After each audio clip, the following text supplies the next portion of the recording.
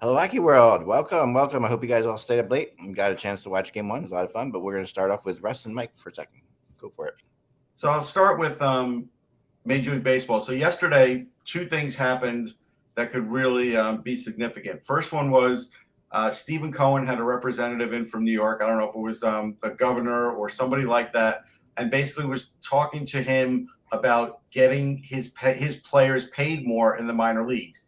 He is going to see for himself what he could pay them and how he can do it, because so many minor leaguers are really, they don't even get minimum wage when you average it out. So based on that, you would hope more owners would do it. Now, what is happening in Congress is they are going after the antitrust exemption that MLB has had. And I've been talking about that for 20 years because the antitrust exemption is a joke. It came out because baseball at the time was a pastime. It wasn't a business. This was like, in the early 1900s. Really? It's a billion-dollar business now. So it does deserve to lose its antitrust exemption. And because Kennesaw Mountain Landis was a federal judge, and his buddies in Washington essentially got baseball that antitrust exemption. Now, okay, Cohen is going to fly in the face of his fellow owners if he does that, because they don't want to pay the players anything. Well, you know what? But I give him credit because I give him credit, but I'm just saying. You and I do a show with Nico, and he, in my first book, baseball book, Strike 3, he's the one who told me how grossly underpaid they were, and that was back in 2008 or 9 is when I published that. It's brutal. Like, it's brutal to the point where these guys pay their own way to get to spring training. Yeah, they are living 3 or 4 in apartments. I just had someone tell me the other day that their nephew is like a really highly rated prospect / player that has not been called up yet by the Phillies, but it's really close. Yeah. And he's 25, and the family still has to support him.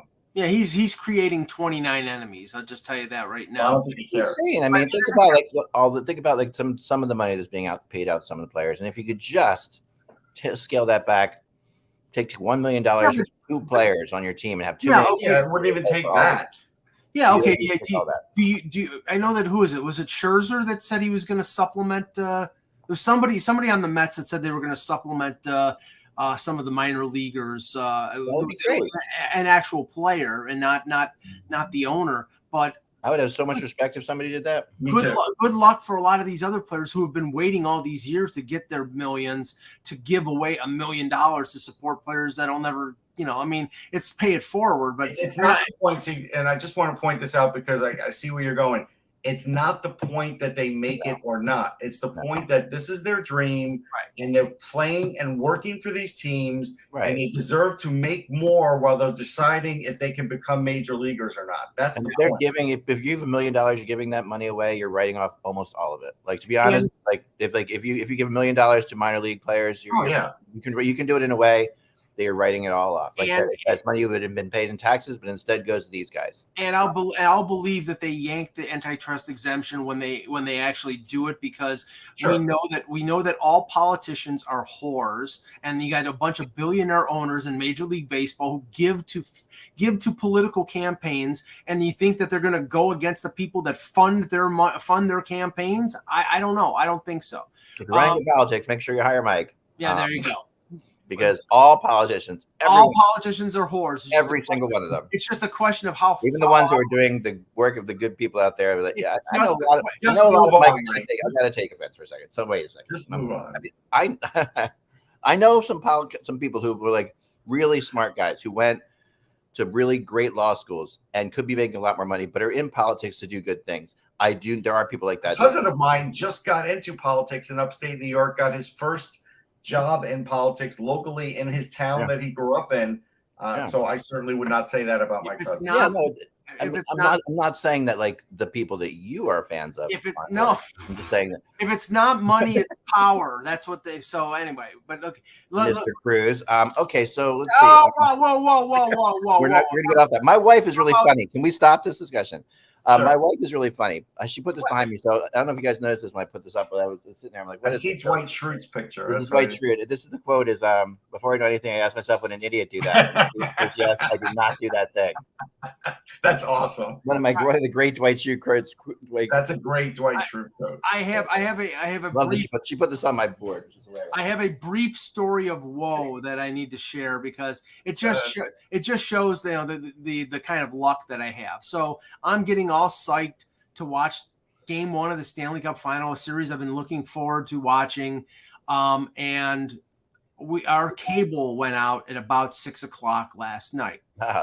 So usually there was no unusual, like not thunderstorms or anything like that. It was a little hotter than normal. I didn't realize it was 92 yesterday. And in our town, I will bet anything that happened that everybody turned on their air conditioner at the same time, because also in the town there was a power outage for a certain amount of time. So that may have knocked out the cable, but I was forced to watch the Stanley Cup Final on this here phone, and honestly, that sucks. So Spectrum, get your head out of your ass, and at least you can tell me what the reason why a 5-block radius last night from 8 p.m. to at least 1 in the morning was out. And I can't believe it's everybody concurrently using something on a power grid in a big place like Buffalo. I'm going to bet against that one. Well, you would think with Niagara Falls so close by, or excuse me, so far away. Yeah, but I'm going to get against that one. I'm going to say it was something else, like someone ran into a couple of poles, took out some service, something like that. Yeah. Anyway, okay, let's start the show. That's been Mike's anger. All right, here we go. Ready? Hello, Hockey World. It is Thursday, June 16th, 2022. I'm Michael Agello, and if there's one politician that's not a whore, it's the one that mentioned. Well, there's a whole scandal about him on Twitter right now, and I'm Russ Cohen from Sportsology. And I'm Michael. You're watching the HockeyBuzzcast on HockeyBuzz.com. We don't talk politics, we talk hockey, and we do it every day, Monday through Friday, to fill you in on the comings and goings in the hockey world. So let's start with the game, because it lived up to its billing. I thought for the most part it was just a fun game. It played out pretty much as you kind of thought it would. I thought, this was a game where Tampa was outshot. Where definitely Colorado had more shots, but they're going to need more shots to beat Vasilevsky, and also showed Tampa's resilience is what they are as Stanley Cup champions. It was just one of those. It was one of those. It wasn't played the best. I'm sure Tampa came out and said, but they always say after game 1, which is like, we kind of use it to kind of figure out what's going on with the team. It's game 1's like a trial thing. If we win it, we win it. If we don't win it, we don't win it. I've heard that from Cooper a couple times. But I'm getting sick of that. I think that's baloney. Yeah. And I'm also, and obviously there was no rush with Colorado having the layoff. So that was obvious too. Here's what's happening. And this is what happened last series too, but as I thought, it's a bigger step up now. When you're facing Colorado, it's more speed than the Rangers. Vasilevsky covered up a lot of ills. He did. And if you noticed, Colorado had a lot of open ice. They had a lot of open ice because when they start moving down ice, whether it's Rantanen or one of their defensemen or McKinnon, there's so much speed happening that Tampa has to back off. Their defensemen have to back off. It opens up more space, and they're really good at passing. Like, they have some of the best passers in the league. And this is what's causing the problem. Vasilevsky can only stop so many. He may give up a soft goal once in a while. He's human. But the point is, Tampa's defense is nowhere near what it used to be. No, and they're rolling off emotion too, like in the beginning of that game. Colorado's, and you never want to blame a goalie for like goals in game 1 of a series like that, like where the Colorado's is rolling off emotion. They're flying. They're coming in waves. They are really good.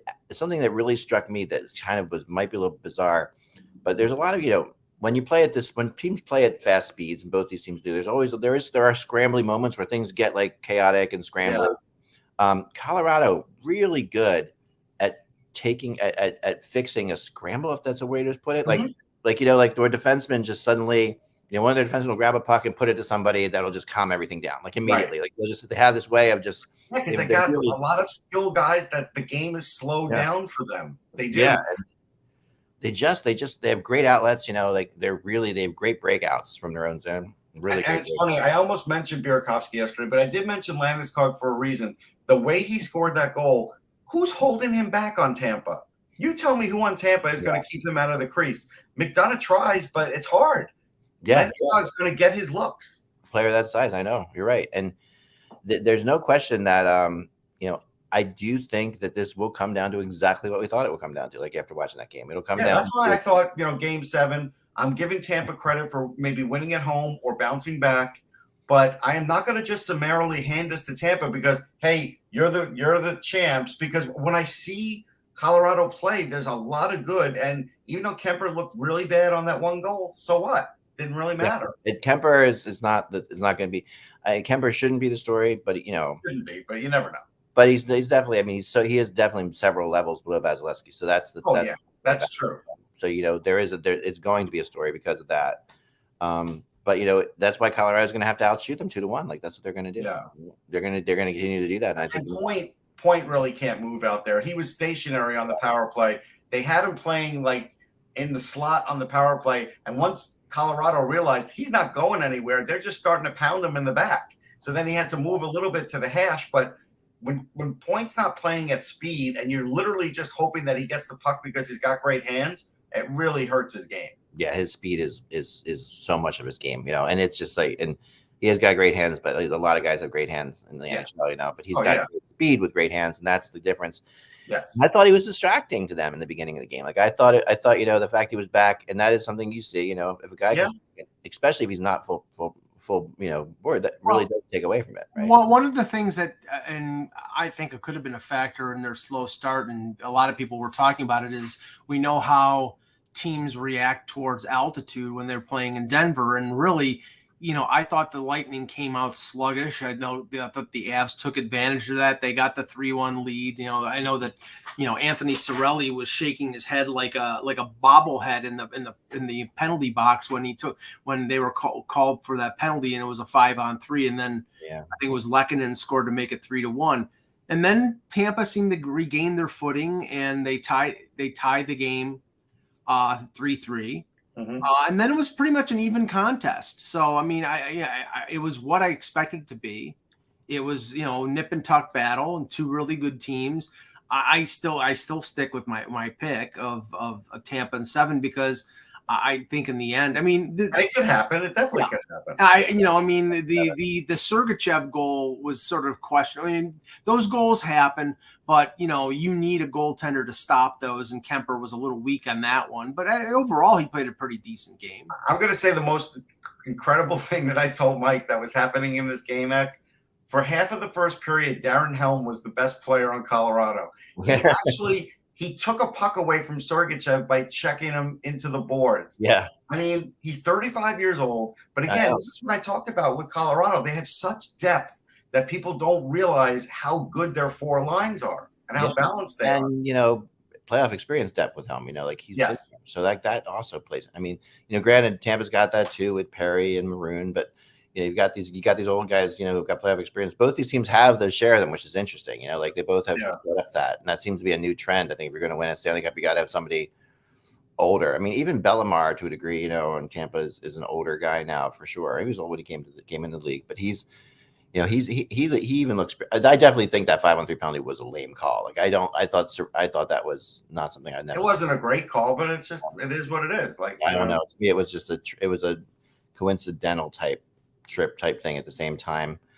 I thought Makar was, it was just Makar like skated into him more than he reached out to trip him. But that is what that is.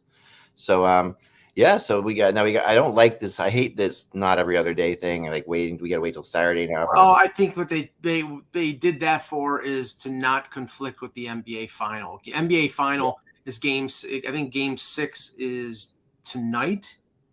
Or tomorrow night. It's Friday. No, it's a Friday night, I believe. Yeah. And then game 7 would be Father's Day, would be Sunday. So they early on in the series, it makes more sense to skip a day and then not conflict with a potential game 6 and game 7. Right. Of the don't forget about Sportsnet and Hockey Night Canada and all that too. So Saturday nights, the NHL, the NHL really wants to have a game on Saturday night. That too. That's an important thing. So.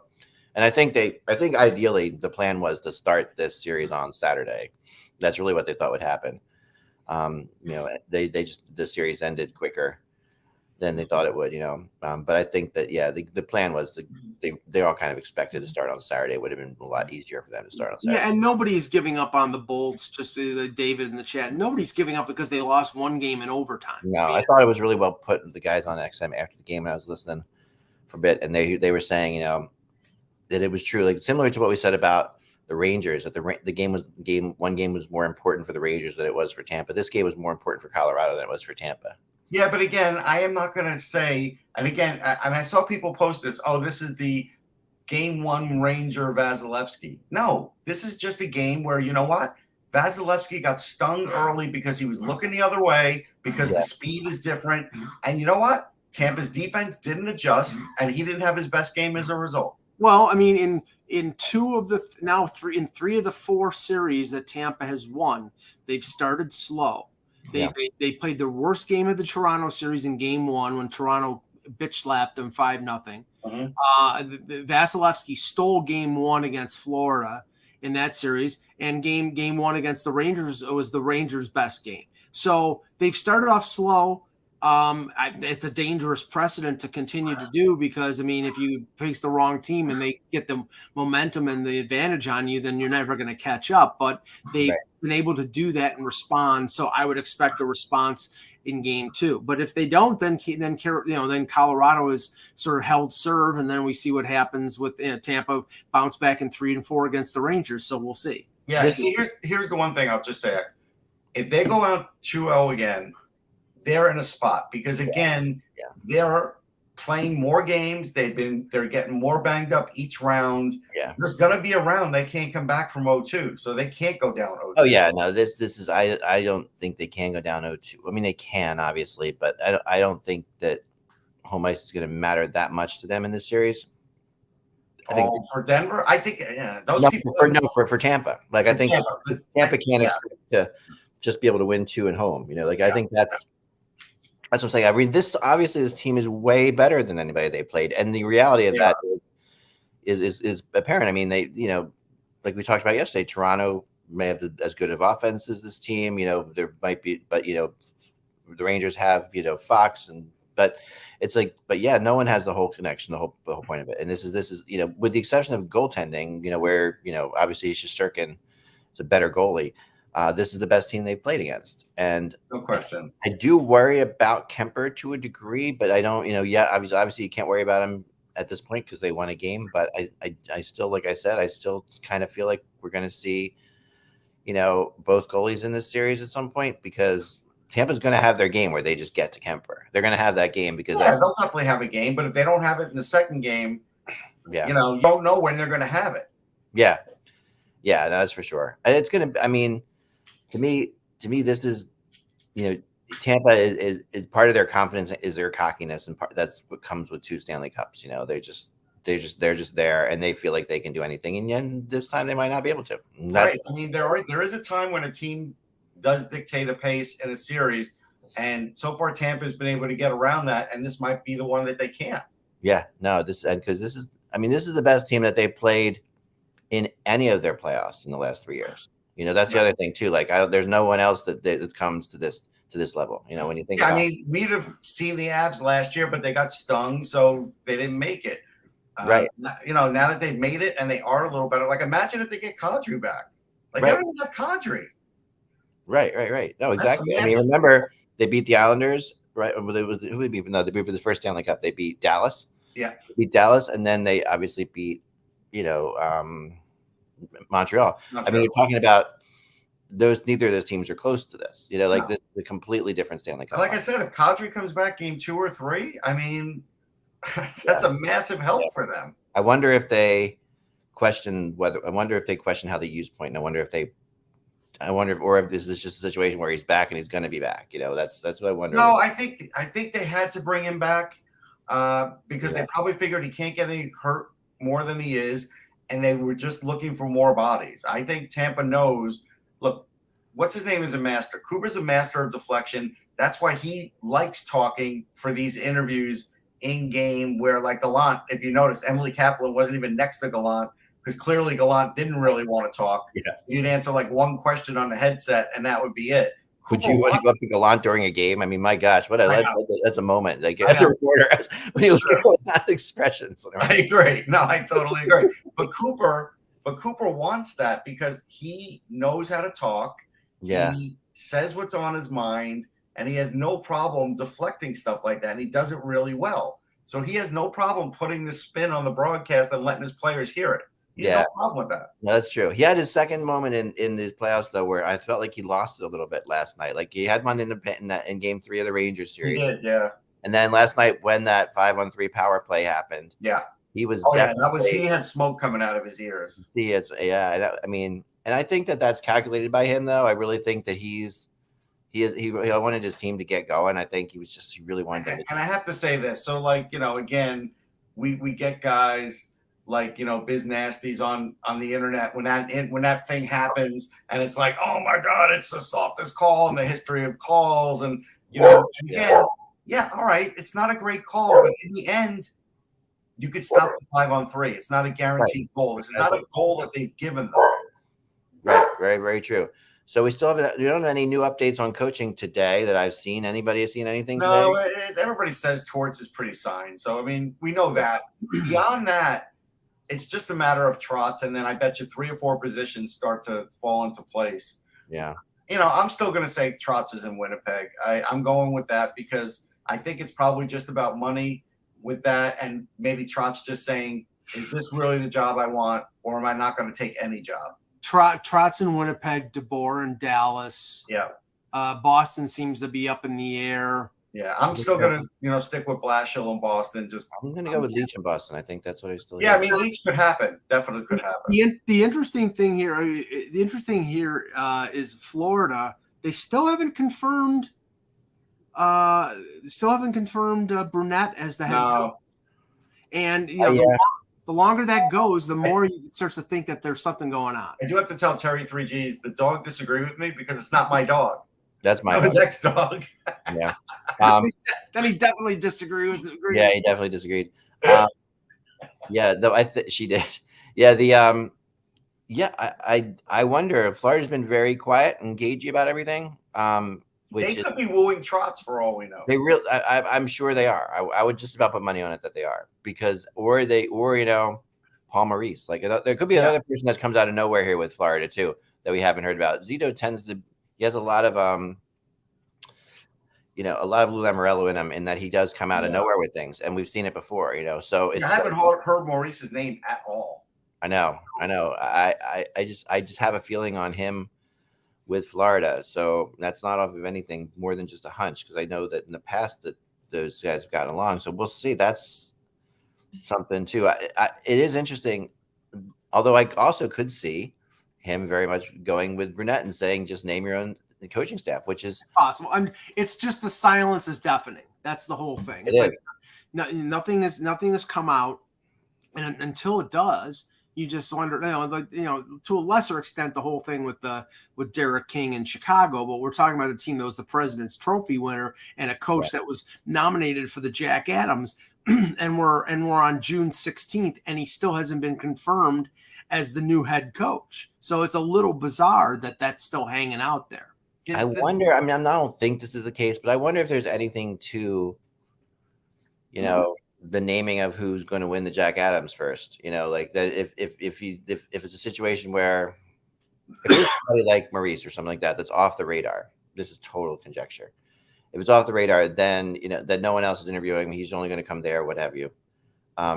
Doesn't make any sense to let that award thing play out before you move him off, because if you move him off and then he's named the Jack Adams Award, which he's not, obviously he wasn't named it, right? It was went to Sutter. Right.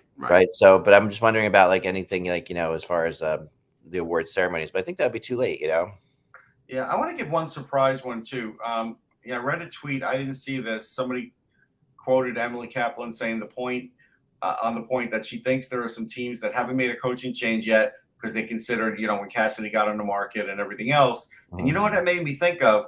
Really, the Devils have not confirmed Lindy Ruff is coming back, and Trotz could live locally and coach the Devils.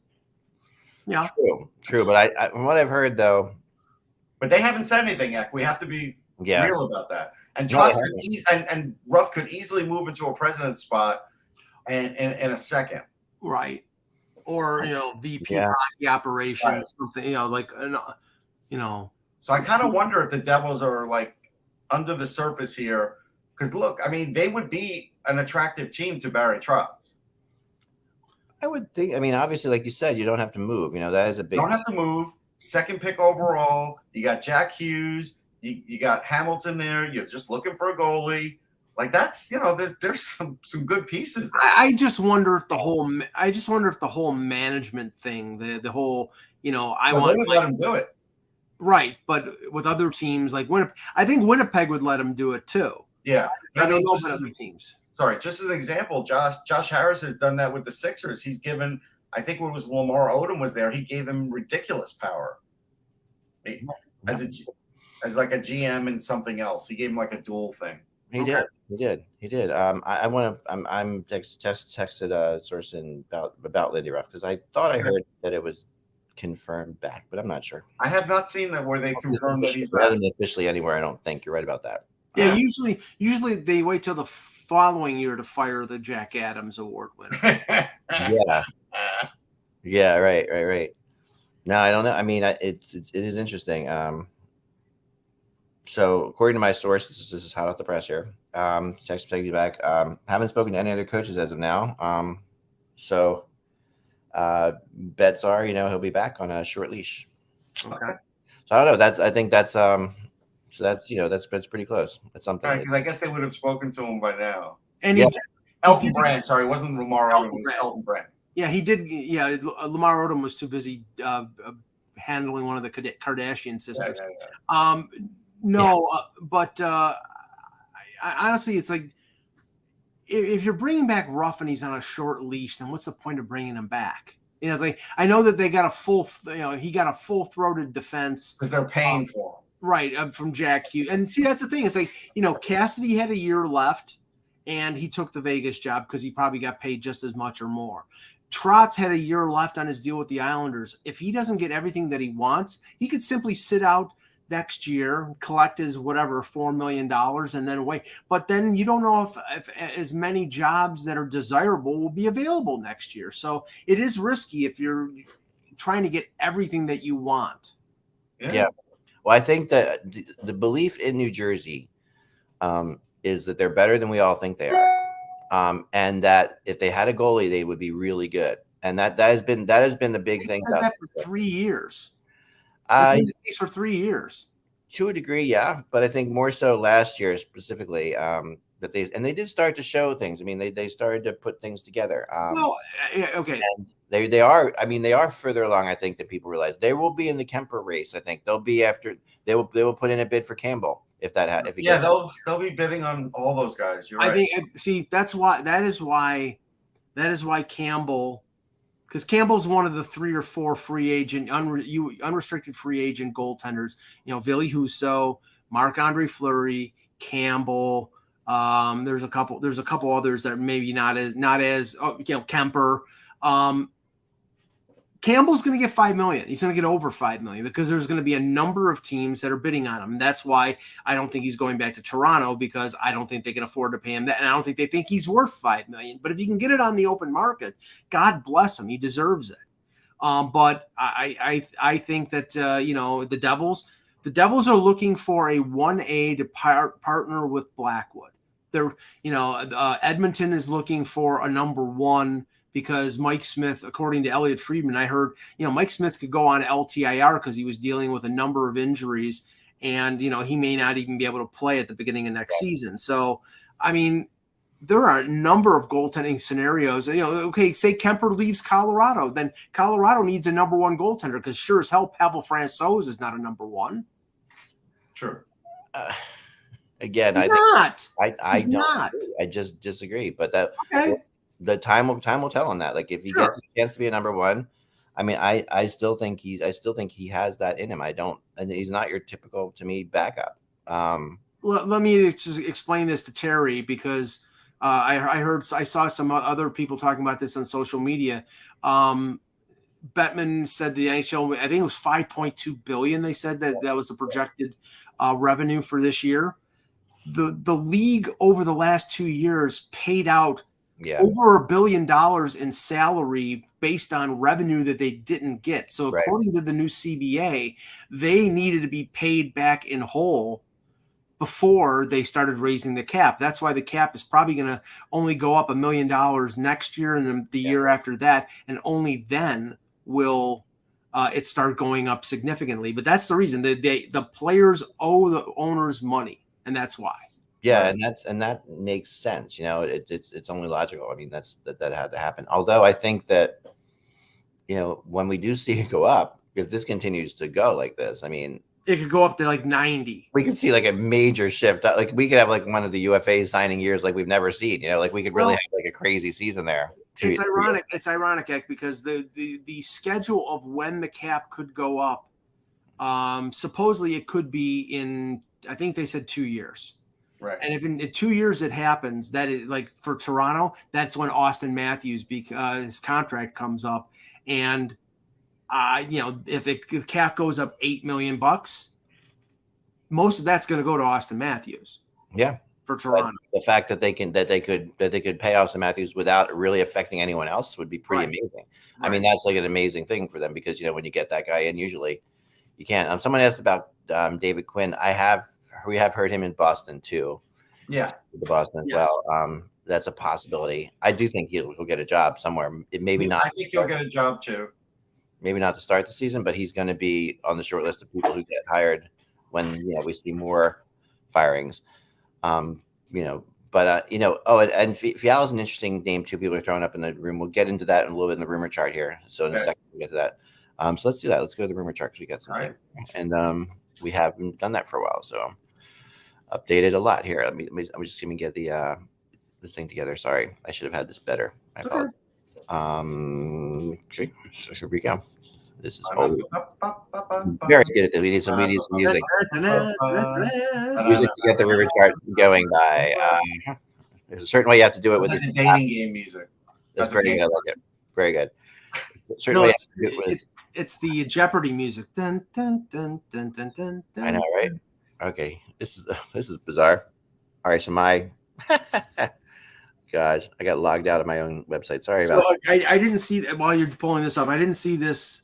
I didn't hear this yesterday with Bettman, but somebody asked him a question about the LTIR loophole, and the quote was, "I don't think they've been using loopholes. They've been using the agreement as it's been drafted. They're not using loopholes. They're using effective cap management. Everybody's operating under the same agreement," which tells me they're never, ever changing it. Never. Very effective cap management. Yes. Yeah, because this allows the big budget teams to spend above the cap without, they'll manipulate it. So Carey Price, if he can't play anymore and he basically essentially retires, his contract's getting traded. Shea Weber's contract is getting traded. They're all going to get traded. It's going to be pieces around the chessboard. That's what it's going to happen. It'll probably happen at the draft. Yeah, very well good. Very well good. Here we go. All right. I think we're good. Okay. Yeah, there we go. Here we are. All right. Let's start at the top here. Patrick Laine. We haven't talked much about him. He's really been like off the radar for the most part. He's, of course, not a UFA. He's in a situation where he's getting closer to UFA, period. Yeah, he's 1 year away from UFA. Yep. And the apparency of will he play in Columbus or not is out there. And that should be Columbus, not Colorado. That's a mistake. I apologize for that one. I'll fix that one. So let me fix that now because while we're doing this, but yeah, that should be Columbus, not Colorado there at 60% Columbus, but 40% LA. And there's the thing about what I've heard about Laine is that, he kind of is in the Patrick is a little bit in the Panarin world where Panarin really wanted to go to the Rangers. Laine really truly wants to go to the Kings and has wanted to go to the Kings since he came to the NHL. So this could be a trade that doesn't happen at the draft and doesn't happen in mid-July when free agency happens. This could happen when his arbitration hearing comes up or after, because he's arbitration eligible. He's 1 year away from being a UFA. If Jarmo Kekalainen can't get him locked up on a long-term deal, then he sees the writing on the wall. Then his value actually starts to go down once the season starts, because you'll get a great return for him at the deadline, but you'd get a better return for him with time left on his contract, with a year left. And LA makes a ton of sense because they have a lot of young assets. I don't know. I seriously doubt they're going to trade Quentin Byfield for Patrick Laine unless they have an agreement in place to get. No, but I'll give you a name: Arthur Kaliev, who is 20 years old. He had 14 goals. He's got a hell of a shot, the same as Laine. And at least you'd be replacing that shot on the power play. You get some picks, and you're in business. And he's a better skater than I thought he was going to be, Russ. He is. He's a good skater. So Laine will be a fun one to watch. I mean, at the end of the day, I think we will see. I think you will see him traded, and it could happen at the draft, I was told. So I'd be surprised, but if unless Columbus wants a first round pick as part of the pack. Well, the only reason I wouldn't be surprised is because Jarmo is so adept at the draft and drafting that it would be a good place for him to do it and get somebody in this draft besides what he's already got on his board. So I can see him doing that. And there is a thing, with him, I think it's very real that he only wants people who want to be in Columbus at this point. Like he is. Yes. And if he's convinced that Laine wants to go to LA, he's not going to hold off on that. He's not going to sit back and wait. Yeah, like in Roslovic, where they gave him a couple-year extension. He's from the area. Like that was smart. Right. That made sense, right? Next up, William Nylander. This is the first time now that I put Nylander on the chart. In all the years we've had it, I mean, he's been on the chart, but in all the years I've ever had him on the chart, it's the first time I've had less than 50% and to Toronto. And I'm not clapping to you. I'm just clapping at the fact that this is now in the realm of possibility, because it is much overdue that William Nylander. And again, I've said this for a while. You're not trading him to move him out. You're not trading him because you hate him. You're trading him because you need to reallocate funds on that team. You have to find different types of players, and he's more of what they already have. They're a heavy skill team with not a lot of jam, and I'm not trading them for enforcers, but I'm saying they need playoff type players. And Nylander, other than the 1 year last year against Montreal, has never been a playoff performer. He's a really good skilled player, and that's valuable. And for a team like Seattle, who you have as the highest rated one, they're looking for offense. He's 26, 25, going on 26. He's young enough. They could sign him to an extension once they get a year out from him being a free agent. My question for Seattle, and I looked over this act, my question for Seattle is, like, who would the Leafs be going after? Yeah. If Seattle, now the only guy on their roster right now, other than the ones that are not going to trade, like Matty Beniers, prospects. Right. The only guy, and it's not going to be for Philip Grubauer. The only guy who's got Stanley Cup rings is Yanni Gourde. And I just can't see that deal. I think it's more likely if they're trading with Seattle, they're getting a first-round pick. And I don't know if I'm Ron Francis, if I'm trading a first-round pick where your team is an expansion team and that could be a top 5 pick. I don't know if I'd do that either. So that's why I'm a little skeptical of Seattle, but the other ones. Yeah. Well, New Jersey makes sense. That's one that makes sense. Yes. Yeah, no, it does make a lot of sense. And there are players on New Jersey that I think the Leafs would like to get. Yeah, for sure. The Florida Panthers, I was told, definitely are in on Nylander. Marc-Andre Fleury is the next. No, we'll go to Johnny Gaudreau next. Yeah. So what has changed in Johnny Gaudreau in the last few days is it's become apparent to me by 2 teams, one the Devils and one not the Flyers, but one another on this list, that Gaudreau is going to have, that there are teams ready to go 10 plus for 7. Yeah, they're going to have to be. Yeah. Right. But there are, and that's out there, right? Because I think Calgary thought, Calgary has a little bit of a lower impression than they should have Gaudreau sometimes, or as far as his market value goes. No, they definitely do, or they would have at least discussed this with him last summer, and they didn't. Yeah, I think the feeling is that they thought that Gaudreau wasn't going to get, he would get maybe 8-5 or something. Right. That there is actually a team out there that's willing to go 10, and New Jersey definitely is really going to put Calgary at a spot where they can't do it. I'm sorry. They've blown it. Yeah, they kind of have blown it at this point. And I continue to hear Florida. I continue to hear Philadelphia they're making this their top priority. Monopoly money? Like, what are they doing it with? I don't understand it. Maybe they have a plan with Trotz that they know, or Torts that they know. There's certain players that Torts doesn't like. I mean, if they do this right, before they buy out JVR, let's say, what are they going to have? $5 million left under the cap. Now you can go 10% over in the summer, but you got to start shuffling things around, or you're going to have a real problem. Well, I mean, you Vegas territory, they got. Well, you would think that on top of JVR, that you're going to have to resolve the situation on defense. Either if Ryan Ellis can't play, then he's a LTIR guy. Then then that opens up the that's a lot of money, right? I know, but hey, for 1 year. For 1 year, yeah. Right. JVR's 1 year. The year after Ellis has got 3 years left. So but what I'm saying is, if he can play, then you're going to have to say, okay, well, we're either going to trade Sanheim or we're going to trade Provorov. And we've heard talk about both of them. So if they don't buy out JVR, that could happen. They have to do that. And they have to do that. Yeah. They really want to make a splash. They are not having much luck with their season ticket sales, obviously. So it's going to be interesting. Tortorella will probably help them a little bit, but he's not going to help the cap. Right, it's not going to help the cap, but they need to have something that their salespeople can say, which is something to people when they call them up and say, hey, what are you doing this summer? And I've talked about saying John Tortorella's coach isn't enough. Yeah, I don't know. At least a lot of your players are going to be hurt a lot of the time. So I don't know. Besides that, yeah. The interesting thing about Gaudreau, and I brought this up before, but I do think it's worth mentioning that everyone is like, oh, Gaudreau's from New Jersey, and I guess I say this too often, but Russ and I are both South Jersey people. So I grew up in South Jersey. Russ now lives in South Jersey. There's South Jersey and Central North Jersey are just totally two different worlds. They're absolutely like there's a Philadelphia, New Jersey, and there's a New York, New Jersey, essentially. Yes.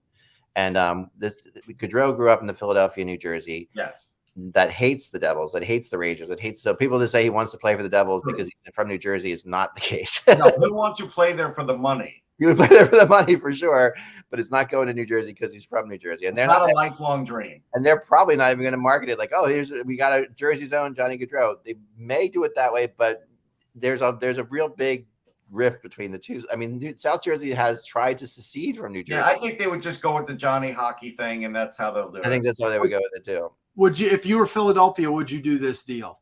No. I agree. You can't trade a top 5 pick. You can't.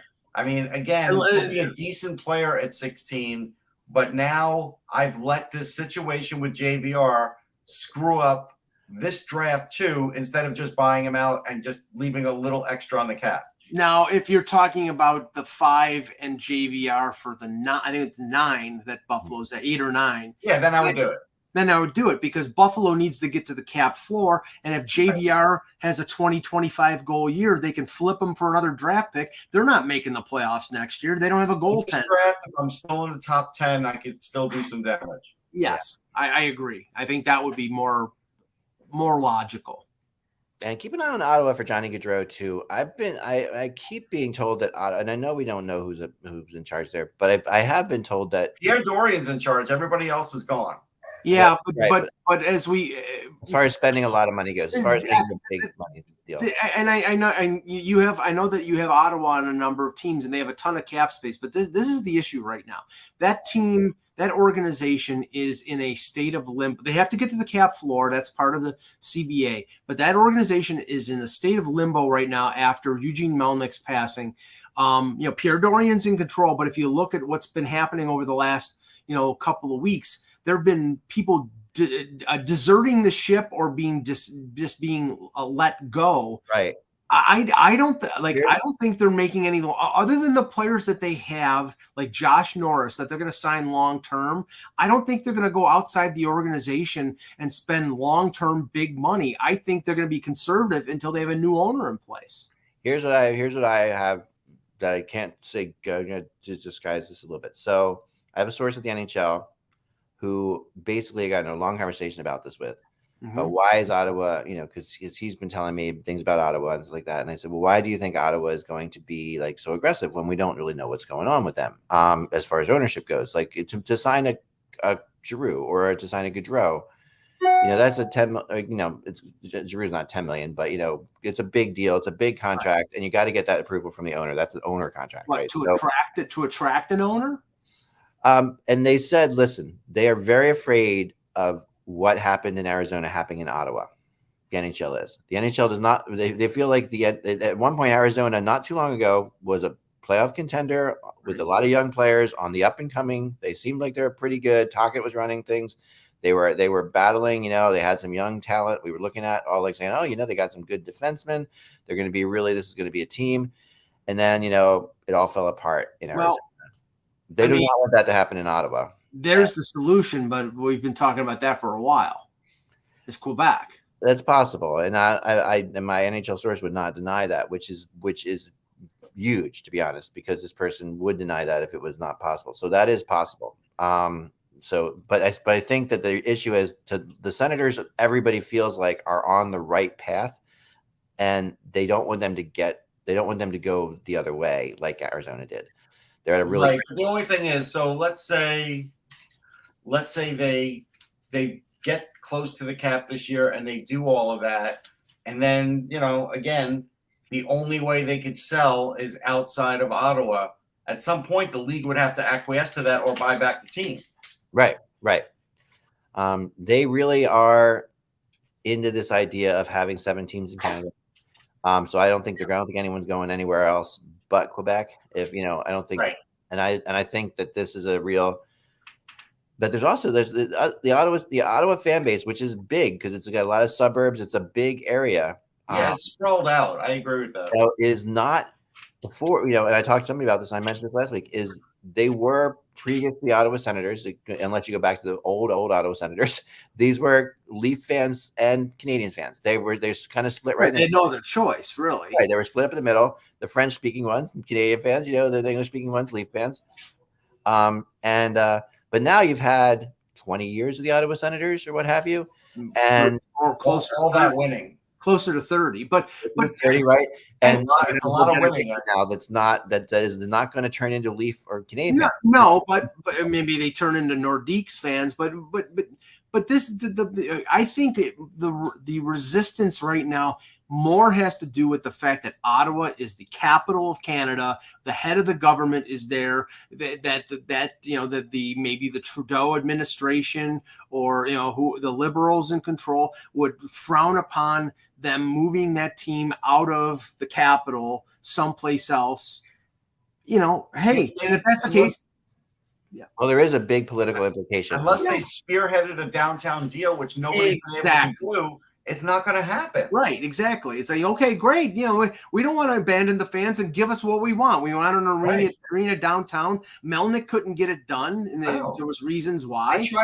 I bet you for like 5 years we kept longer than that. 7, 8 years at least. It is hard. It is. Ottawa is a transient city. As far as a lot of people there are obviously government workers. It's not like there's a ton of money to buy. A lot of government workers aren't necessarily going to be season ticket holders. They're like, it's expensive. It's an expensive deal. Yeah. So it's like, I shouldn't know what the term LeBreton Flats means, but I do. Right. Just like I should know. Have you been there? Have you been to the LeBreton Flats? I've never been to the LeBreton. I've not been there. I've been to Ottawa 2 times. Flats. You have been at it. I do. I do know who. I do know who Judge Redfield T. Baum is because of Arizona. So this is what I mean. Like, these are things I shouldn't have to know about, but I do because these are especially Arizona has been sort of a boil on the ass of the NHL. No, I've not been to that neighborhood. Okay. Well, they really do have, the NHL is, and Bettman has always been that you're only as strong as your weakest link type guy. Yes. Right. So you can sit there and say that they're making $5 billion a year, which is amazing. Because if you remember after the first lockout, it was $2 billion a year that we were making. Right.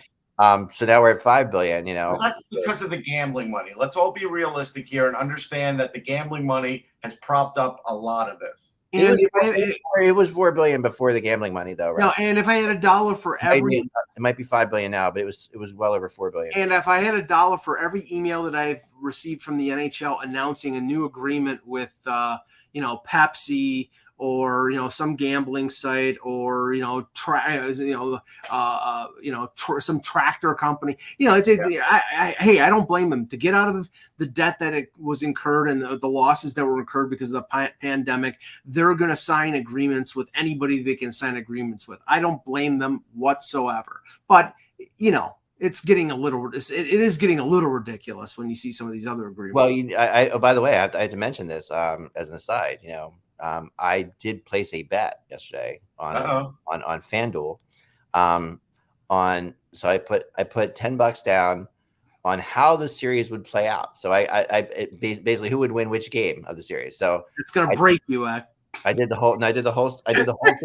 So I have Colorado winning game 1, which is good. So it goes Colorado, Tampa, Colorado, Tampa, Colorado, Tampa is how I did it. And so it's I think it's every other one. That's funny. And Tampa, then Tampa at the end. Tampa. So here's the breakdown, Ek. They were at 4. The new TV deal gave them $600 million, and gambling gave them over $65 million. That nobody's sure of quite the money they got from that. So that's where they got to 5. Otherwise, they'd still be at 4. Right. They'd still be around 4, right? So, yes. Hey, fine. They got their new TV deal. They got that. But the thing is, now the TV deal's set, and now the gambling stuff is set. Now they have to actually make money again. Yeah, now they have to grow. But guys, do you know what happens if my picks are right? Remember, it's Colorado, Tampa, Colorado, Tampa, Colorado. There's a disconnect here. But yeah, what happens? Colorado, Tampa, Colorado, Tampa, Colorado, Tampa, Tampa. All right, that's how mine goes. I get $1,000. So it's a $10 bet for $1,000 win. I thought that was pretty cool. So anyway, there you have it. Cool. I do want to mention to Chris from Long Island, if the Islanders were dumb enough to trade Wallstrom and their 13th overall pick for Kevin Fiala, they should all have their heads examined. All right.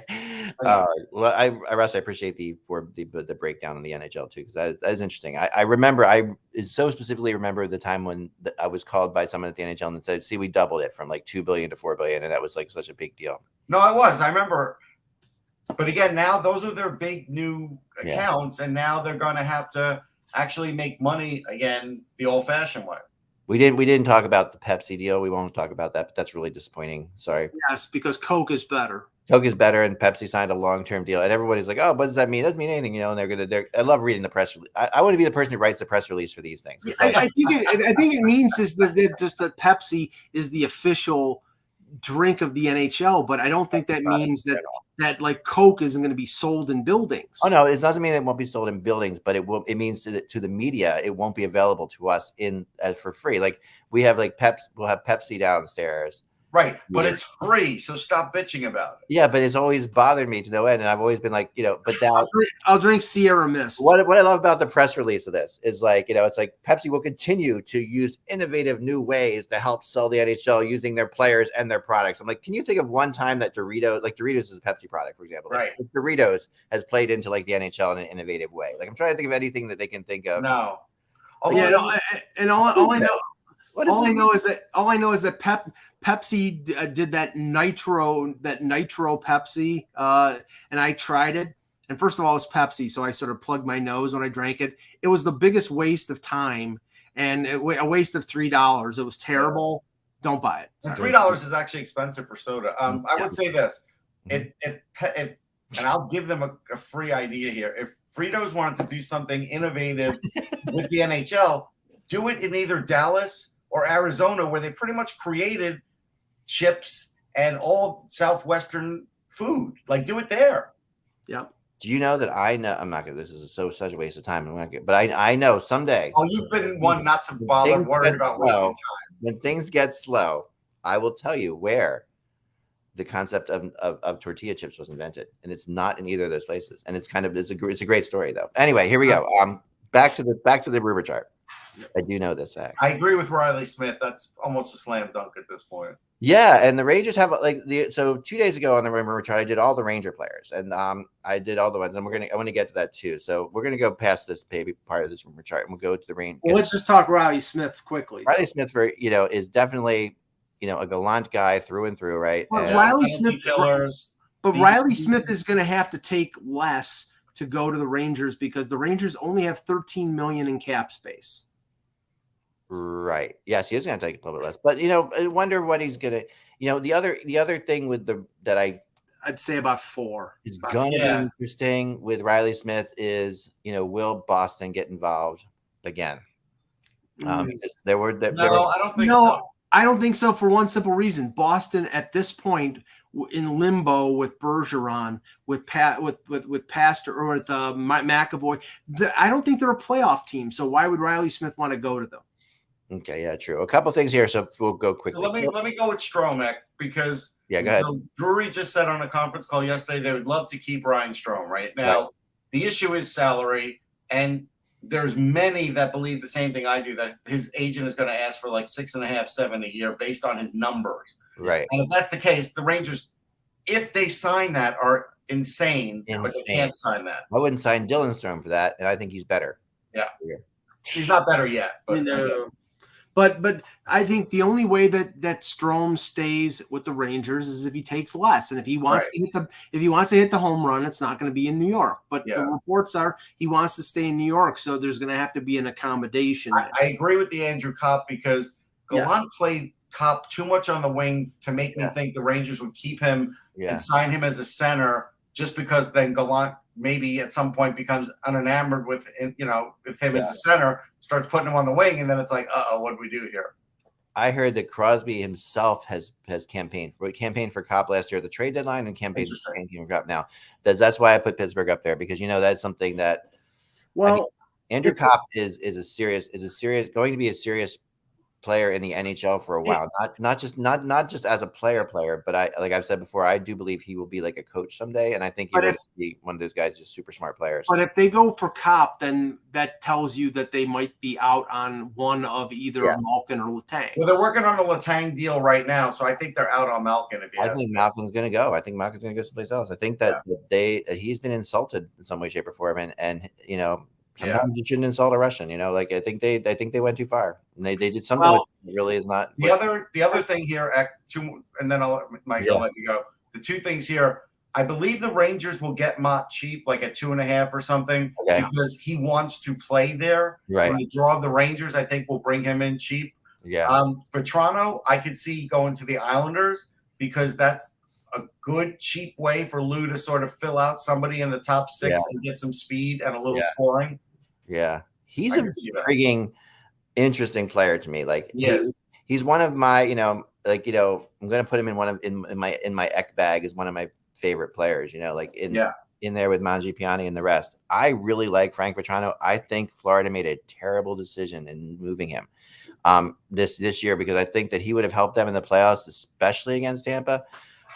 He just has, as you saw, he has the ability to score big goals at big time. He does. And he's got something about his game. He's not a super expensive player. Although I have to think and Florida knows all this about him. So I have to think that he wants a lot of money. Like I have to think that there was something going on there. A lot for him.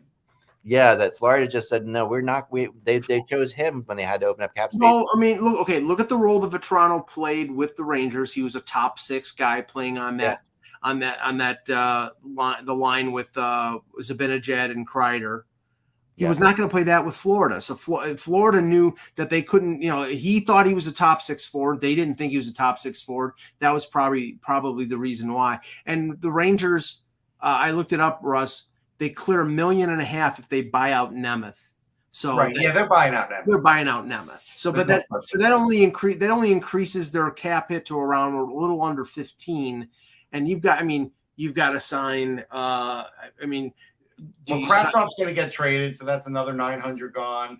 They'll trade Kakko. That's another 2.5. He's an RFA. He's an RFA. There's nothing right now. Nothing at the moment. So some other team will have to figure that out. He'll probably get traded. You think that's a bygone that Kakko's going to get traded? I mean, I think it's a. I'm going to give you a 60% chance because the coach has some fences to mend based on what happened, and because it's been such a story. Yeah. I think the GM is not going to have a choice, because if Kakko's still on the team, Gallant is going to have to fend this off the minute the season starts up again over the summer. He opened up a can of worms. Yeah, but that line was so good. Yeah, but apparently Gallant does not value that line.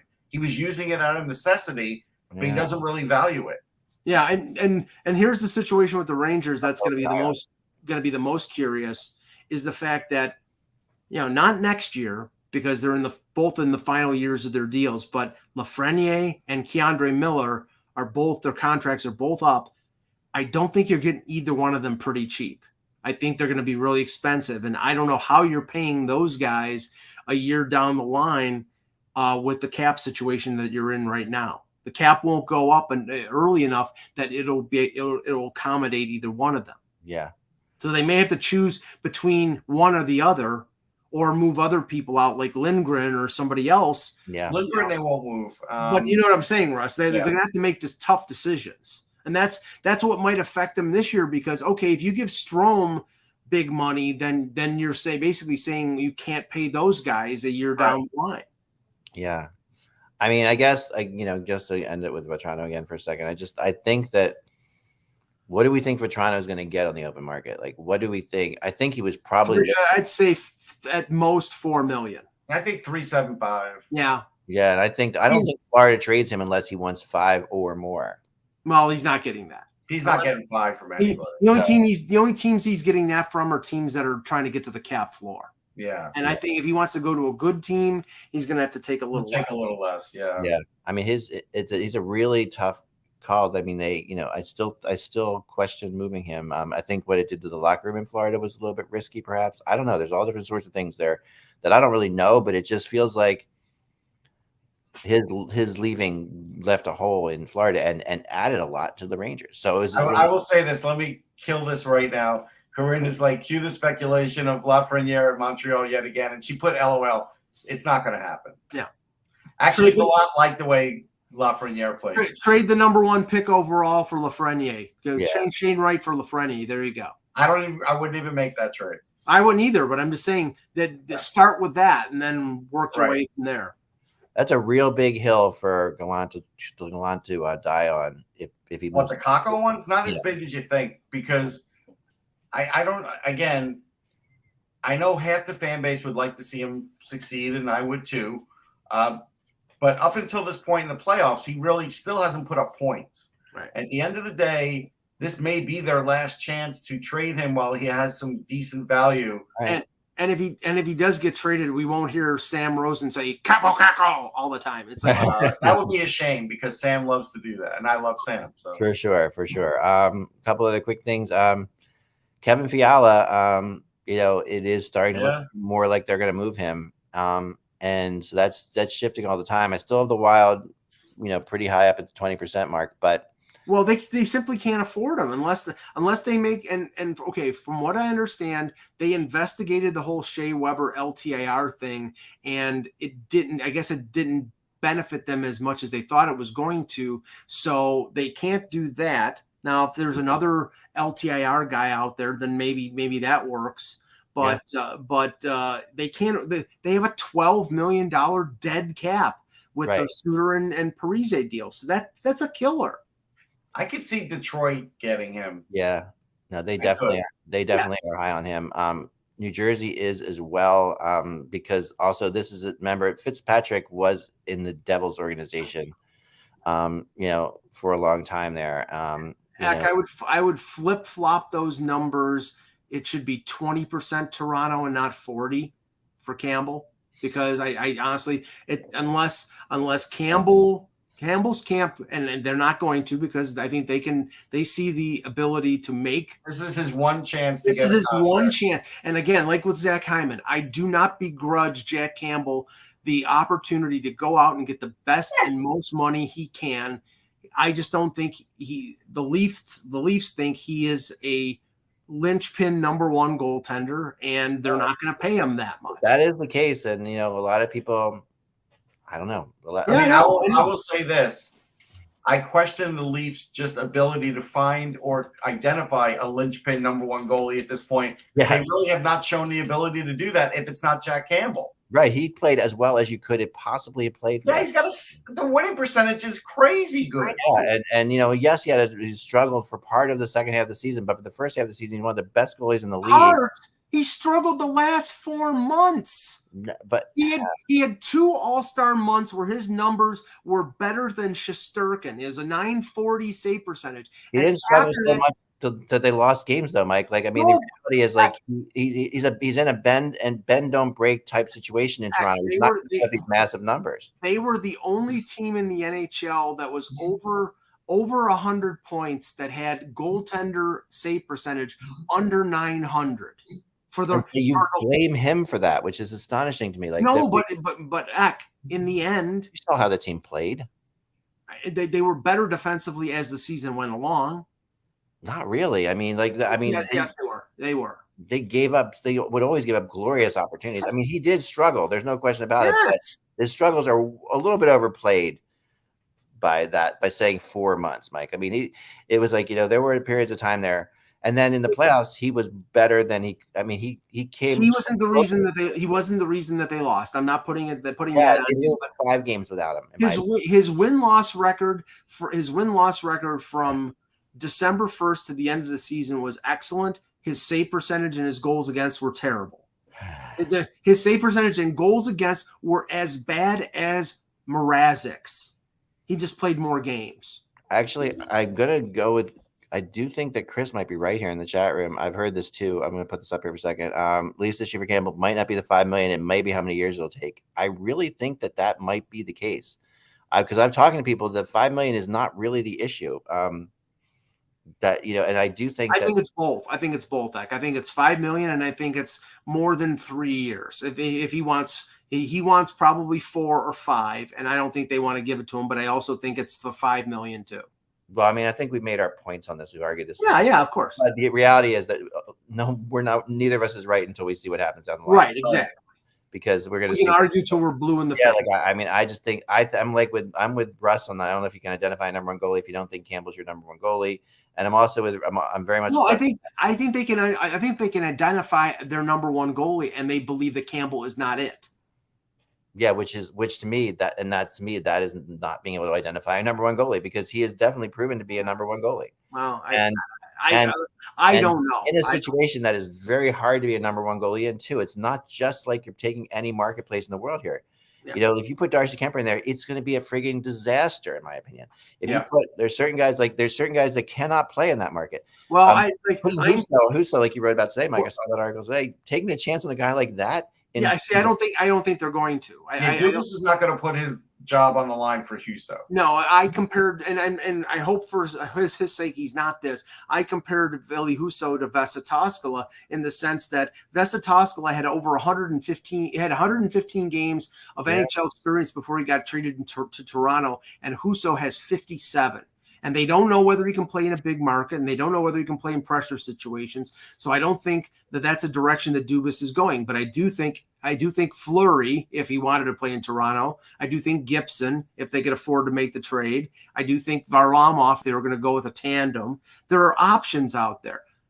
I just don't think they want to commit to Campbell for 4 or 5 years when they're not 100% sold that he's the number one. But you are considering yourself one of the top teams in the league, and you're talking about going with a tandem for $5 million combined or something like that. It's like, that's insanity to me. Like, that's just that's what I don't get. I don't get. They are as close as they've been in a long time, and I want them to win so badly because I want that city to see what they have. And if they do this, in my opinion, they are taking the biggest step back that they've taken in a long time, because they are. Don't say that until you see who the goalie is. I'll give you that. If they, you know what? Hold on. This is all right. That is speak for. He is so hoping that they get John Gibson that it's almost a belief now, and it's still a long shot. Not only is it a long shot, you're not taking. There are other goalies out there than John Gibson. What you have to give up to get him, you have Campbell without giving up anything. Correct. So it's like, so why give up something when your whole problem has been depth forever, and you finally have that depth? You don't want to trade that depth away to then just I think you were talking about trading like Sandin or something like that to get Gibson. It'd probably be Sandin and a number one. You would trust Robin Leonard, Mike? You've never been a big Gibson fan, and I have. Forgetting about Gibson, you're going to trust Robin Leonard in Detroit? Right. In Toronto with all that media? Right. Well, I'm saying there are other options. Who else? Besides Benner and Gibson. Matt Murray. Oh my God! Again, why do you not make the playoffs? Safer bet than Campbell? We'll see. We'll see. Are any of these people safer than Campbell? Oh my God! That's what I don't get. Like, how can they? How can It's a valuation. It's all right. Let's just one thing. Just one more second. So Matt Murray's in there. Let's say you even get somebody to take Mrazek. Now, who is your backup in case Matt Murray gets hurt? Well, Russ, they need 2 goalies. If they get rid of so name me a team that gets 2 brand new goalies that goes far in the playoffs. And they're free agent goalies, not goalies in their system. Or they trade for something. Nobody. You have to have some continuity in net. Not when they keep losing.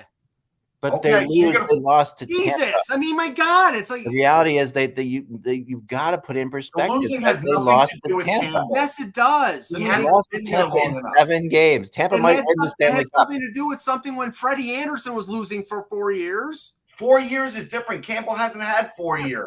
I would sign up. Well, let me finish. I would sign up to keep Jack Campbell in blue and white if his salary was more in line with which he is. I think he's a tandem goaltender. He's a 1A. I don't know if he's a number 1. He hasn't proven it. Your team already paid Mrazek 3.8 for practically nothing, and now you're going to worry if Campbell gets 5? And Mrazek, he was 4th in the NHL in wins last year. Mrazek had more establishment as a starting goaltender than Jack Campbell did. But they flushed away $3.8 million. And they can buy him out or they can put him on LTIR. They didn't last year. They flushed it away last year. Because they thought they were getting a healthy Mrazek. That's why. So now for 1.2 more, you could have Campbell over Mrazek, and you don't want either. If they clear Mrazek's salary, which they'll probably be able to, then they might go that way. But I'm going under the assumption that they're either going to have to retain salary with Mrazek, or he gets flipped in a deal for a Murray or a Gibson or somebody like that. This is an incredible conversation. Like, I just feel what is the history? I don't understand. It really is, because it I totally agree, because and I don't mean to bang up on your mic, but it's like think about like what you're saying here. I believe me, I thought this through. No, but if you're taking that you are basing this whole thing on the fact that they keep losing, right? And I get that, and that's what you don't want to do. But you have to take into account who you lose to and how you lost to them. They have not had a goal. They were 1 goal away, Mike. They have not had a goaltender since they made the playoffs for the first time in a long time in 2017. They have not had a goaltender that has won them a series. Campbell came closer than Shesterkin came to winning a series. Okay, Shesterkin, who was going to be the Vezina, Campbell came closer to beating Tampa than Shesterkin did. I mean, the reality is, like, they lost to Tampa. It could have been the conference finals. If they had lost to Tampa in the conference finals in 7 games, how would you be?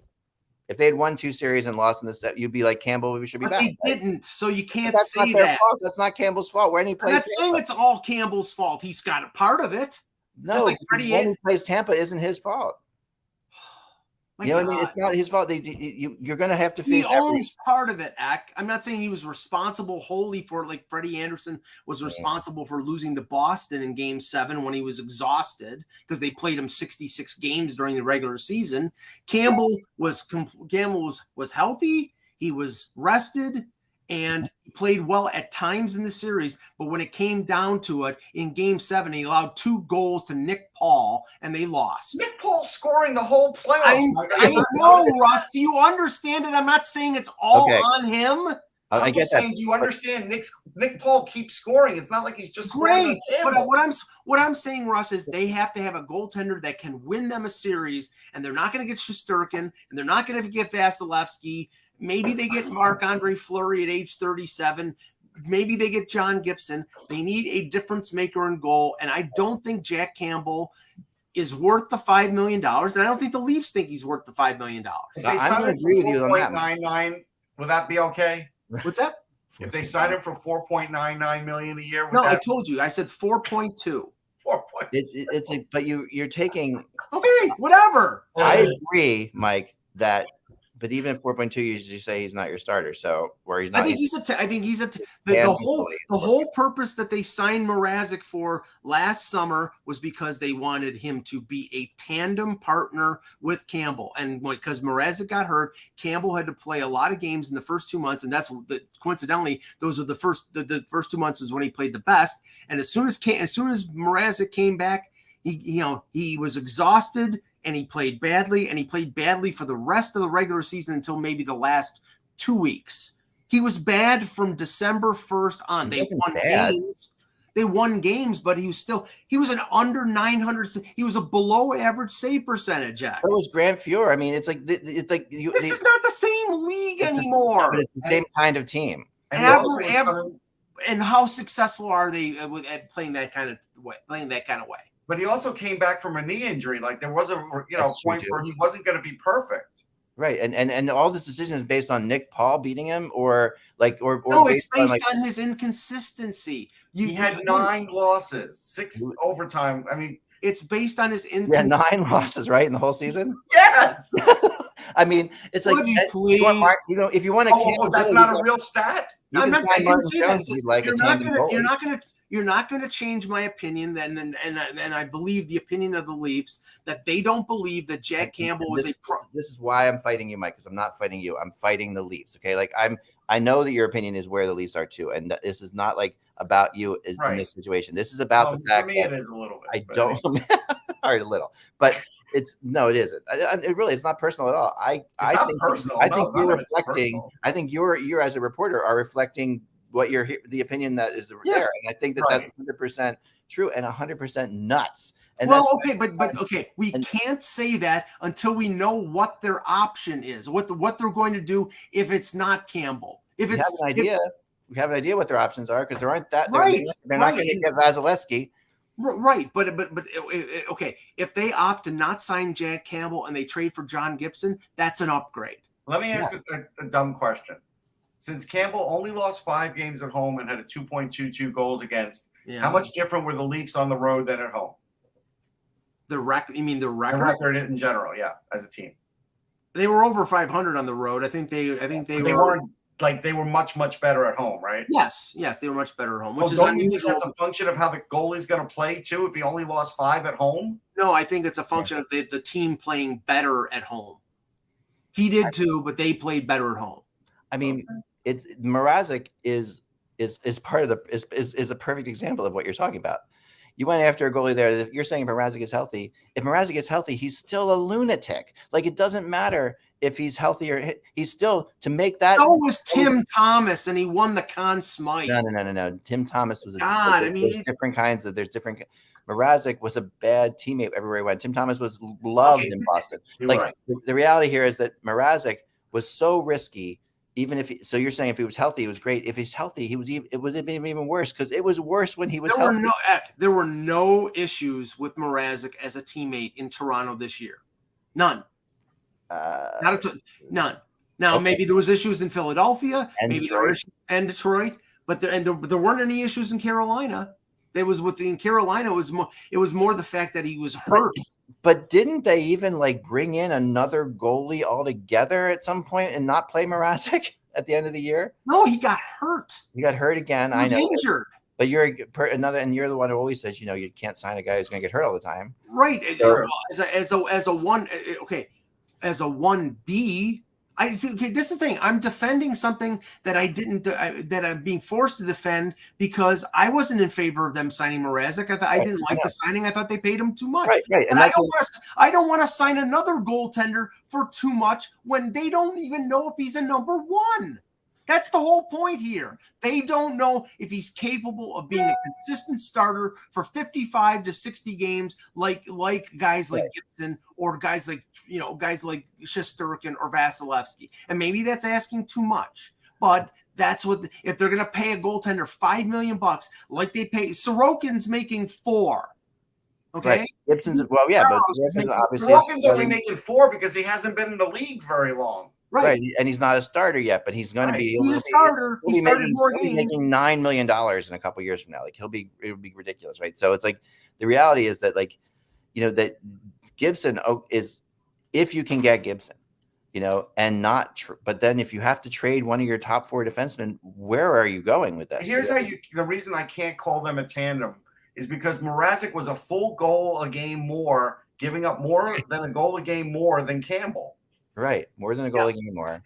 And also just the team had no confidence in him. Like you saw that. I mean, I watched the Leafs play enough to know they were a better team when Campbell was in goal.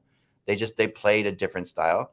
I mean, and that also plays into, this whole thing is like if Murray is another Mrazek, like it's another okay, he really is. Leonard is potentially another Mrazek. Not like, I mean, Leonard's better than Campbell's not. He is not. He's been hurt every Campbell year.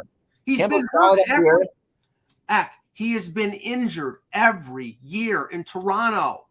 Every year. They overplayed him last year, obviously. No, but I'm talking about the years that he was a backup. He got hurt. That's another factor. 1 year, right? He's only backup for 1 year, and am I right about that? Like he hasn't. No, he was a backup before the pandemic, and then the league shut down. He was a backup last year. Okay, all right, so he's backup for 2 years. Yeah. I mean, but last year he proved that he can play a lot of games in a row. He did get hurt. But then he got hurt. I'm not saying you don't need 2 goalies, but I'm saying if you're looking for your number, of course you need 2 goalies. But if you're paying him the money that he wants, then you need him to be healthy and consistent and play 50, 55 games. And they don't know whether he can do that. And you're not going to pay somebody big money if those question marks are still there. Let Edmonton do that. Let New Jersey do that. Go ahead. $5 million is not big money. Okay, it's not big money for a starting goalie for a top 5 team. Like that. That's what I don't get. Like they're paying $40 million for 4 forwards, so they can't pay him. Here's my last question, Mike. How many games did Jack Campbell play last year? I think it was 56. 49 games. Like. No, he played more than that, didn't he? Well, not counting the playoffs. Yeah, okay, there we go. It was 56. So he played 49 games. Isn't that enough? That's all you want a guy to play anyhow. No, it's not. No, it's not enough. It's not enough. And he played 49 games, Russ, and his year was like this. Okay, just end the show. I don't know. My issue is this. Just like this is a systematic issue mentally with that team that they're always going to think the grass is greener on the other side, and that they're always going to sit there and say that we can get somebody better, and they're going to pay somebody what they could have paid him. That's a way bigger risk than him. They're going to pay $5 million to Marc-Andre Fleury. That's what they're going to do. Well, if they can get Marc-Andre Fleury is a bigger risk than Jack Campbell. At his age, he is. For 1 year. For 1 year. Yes, at his age, he is. No, I'd rather have the Marc-Andre Fleury. Okay, if they can get Marc-Andre Fleury for 1 year, but I don't think he's going to go there. Right, I don't think so either. I wrote about that. But if they could get him for 1 year, I would still not do it because what's next? What's after that? After that, you're clearing house.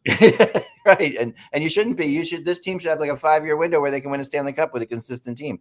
They are that good. They are good enough to win. They might be the 3rd best team in the NHL right now. Yeah, great. They're the 3rd best team in the NHL that can't get out of the first round. Okay. Fleury had a 906 save percentage with the Minnesota Wild in the playoffs, who's a very good defensive team. Right. And Fleury, I mean, he's not the same goalie. He's still good. Fleury does play well in front of bad defensive teams. I think that Fleury would be the kind of goalie that does play well. But I don't know if at this age, I just don't know. It does change. Anyway, this is the argument we have. I'm sorry. We are making this. So we're making the YouTube servers buffer. They're saying, I'm sorry. This argument is way too long. I apologize, everyone. This is going to be, we aren't going to be proven out until this happens. I just am, as a friend of the Toronto Maple Leafs, I would sit there and say, dude, look what you have. Please don't misunderstand what you have based on losing to the best team in the NHL in 7 games by 1 goal. Here's the only thing I would say. And you lost to the worst playoff team last year. The lowest ranked playoff team last year. The grass is not greener on the other side in this case. It is not. Yeah, I would take the Toronto Maple Leafs situation over the Philadelphia Flyers situation any day of the week, Mike. All right. Of course you would. Tampa Bay is like Roundup, but continue. Remember, without the buzz, it's just hockey. Please, in the comments, let us know. Like, you guys, I read your comments. They're kind of bizarre sometimes, but they're good too. in the comments of the YouTube channel here. Let us know what side you're on this, because we really need some direction. Please tell me I'm not crazy, or please tell Mike he's not crazy. Whatever. Russ, I think we're all just, I don't know. Yeah, tell us all. I don't care. Russ and I have seen like other teams go who die to have Camp Campbell at $5 million right now. Yes. Never without the buzz. It's just hockey. We will talk to you soon.